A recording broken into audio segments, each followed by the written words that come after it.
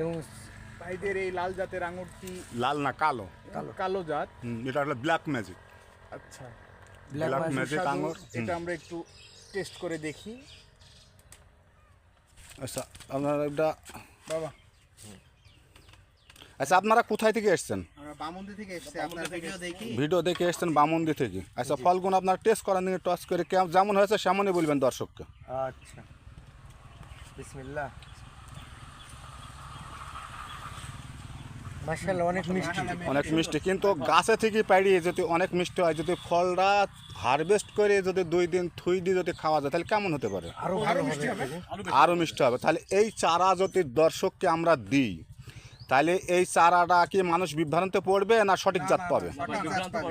সঠিক জাত পাবে। তাহলে যেমন আশা করছিলাম কোনো রকমের ভিতরে ট্যাঙ্গা বা এই ভাব নাই, কোনো কিছুই নাই, অনেক মিষ্টি, অনেক সুন্দর, অনেক মিষ্টি, বরঞ্চ মানে দোকানের থেকেও ভালো লাগছে। ভালো লাগছে। কিন্তু এ দেখেন দর্শক, এই যে দেখুন ফলটা দেখুন, এই যে গাছটার ফলটা দেখুন, এই যে কালো, এটা ব্ল্যাক ম্যাজিক মানে কি কালো আঙুর, কথাটা বুঝতে পারছেন?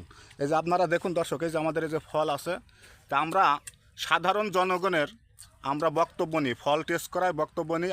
আপনারা মনে করতে পারেন আমরা হয়তো চারা বেচার জন্য আমরা মিথ্যা কথা বলি হয়তো চারা উৎপাদন করি বিক্রি করি, এমন না। আমরা সঠিক জাতগুলো নির্ণয় করি, জনগণ ফল খায়, জনগণের রিভিউ নিয়ে আমরা এইসব ভিডিওগুলো আমরা পোস্ট করি। তে আমাদের চারা খুব সুন্দর সুন্দর মানানের চারা আছে। আপনারা যদি বিভিন্ন রকমের জাতের চারা আছে আমাদের কাছে, আমাদের এই চারা যদি নেন আমাদের স্ক্রিনে দেওয়ার নাম্বারে যোগাযোগ করেন। আমার ভিডিও কিন্তু শেষ করছি। আসসালামু আলাইকুম রহমতুল্লাহি ওয়া বারাকাতুহু।